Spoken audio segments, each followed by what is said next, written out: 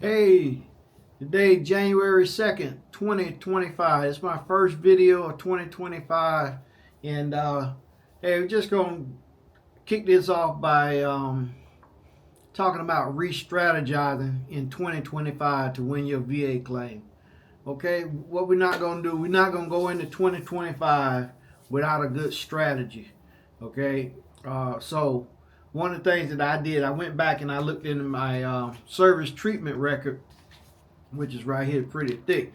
And I went back and I looked at when I filed my first claim. It was in 2014. Okay, now I didn't order these my records until 2016.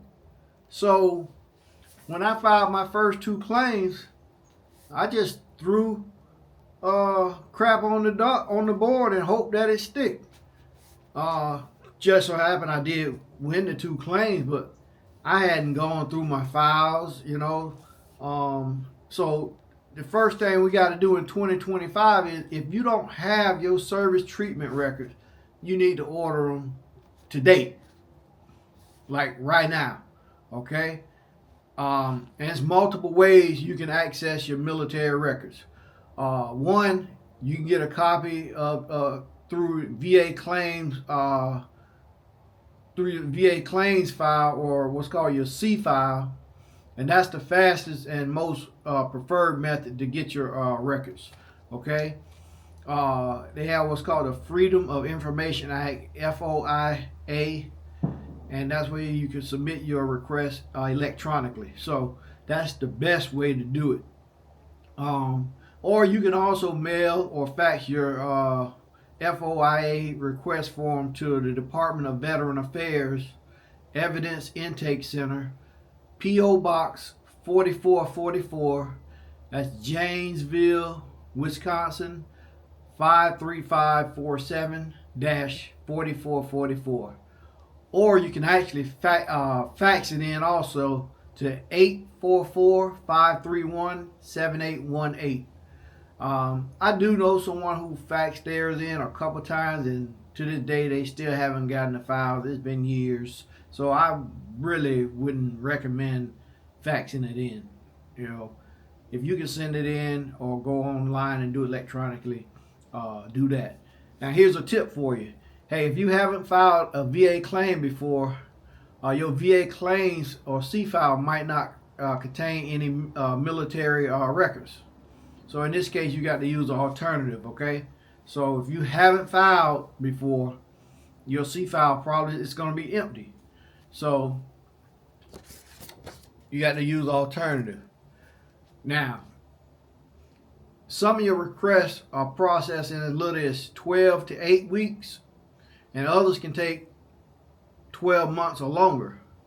It depends on where your records are stored, like whether they're digital or non-digital format. So, plus the size of your file and the complexity of your file. And then, of course, it's always the current workload of the VA office that's going to be handling the request. So, those are some things that you can't control, but that's just something that we have to go through. Now, if you prefer a more traditional approach, you can request your service treatment records through the National Archives. And that's actually the way that I did it. I did it through the National Archives. And for the fastest results, use what's called EVET, RECS. And you can do it electronically there. It's EVET, RECS. You can do it that way also. But I don't remember how long it took me to get mine. I'm going to say maybe 2-3 months. It wasn't that long, but I received them. But here's a couple mistakes that I made. Now, we always talk about leaving money on the table, right? Well, when I was scrounging around trying to get to 100% like scheduler way, and it's hard to do that. But I had other things on the table that I didn't even file because I didn't go through this and read it. I just went off of the shoulder and tinnitus, and that was it. But had I gone through this, I'd have found other stuff. Now I have since gone through this, and I got them. I got like some sticky notes on them. There's 3 things that I didn't file in here. Was from May 8th, 1988, but I got a sticky note on it. Then I had something else from February 23rd, 1987, and I'm missing one. Oh, and April 9th, 1986. So if I need to go back, if I had to do this all over again, I got everything with sticky notes on them now, with the dates of when it happened and everything. Now, go back to the 80s. We didn't have no computers then. You could hardly even understand the writing in this stuff. Let me see. I don't think my social on it. You can hardly understand the writing in this stuff. It's awful. But just like where I left I injured my knee in boot camp. Yeah, it's right here in my service treatment record. Had I read it, I would have seen it. But I didn't read the file. I was like, man, I ain't reading through all these papers.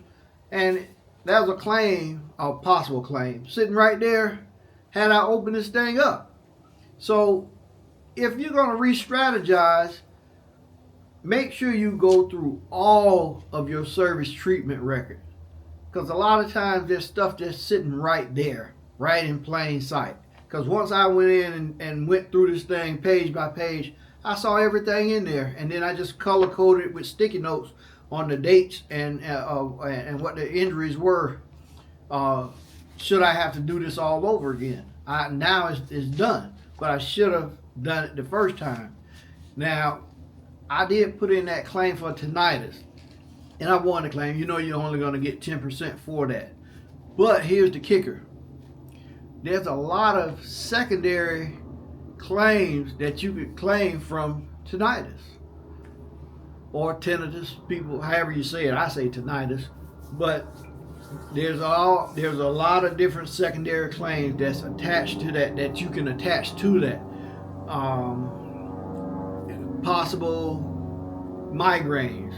I'm just giving an example of something that could possibly be. I'm not saying that's it for sure, but that is something that could possibly be a secondary claim. You could actually be being treated right now for some type of a secondary claim to tinnitus and don't know it, because it's not like your primary care not going to say, hey, you got a secondary claim to tinnitus. No, that's not going to happen. You got to go on YouTube or wherever you can find and see all the different secondary claims that's associated with whatever your service, whatever your claim is, whatever your disability is, or whatever your injury is, or your sickness. You got to do that part, that research on your own. But sometimes it's just sitting right there. If we just do the research, you got to re-strategize. You can't go into 2025 sending in claims when you hurt your back at the mechanic shop on your job, and now you want to send in a claim to the VA. No, that's not going to fly. You got to have medical evidence already here to file a claim. And then your secondary claims you may not have in this, but secondary claims, you still got to be medical evidence, and you got to be being treated for it. So re-strategize in 2025. Do a better job. Win your claims. Okay? So if I can help anybody with that, go through your medical records page by page. Even if you're one of the old timers and you can hardly read it, still find a way to try to read that stuff, because you may be sitting right on some nuggets right there that can get you over the top. So that's all I got for you guys today. See a veteran, help a veteran. I'm out.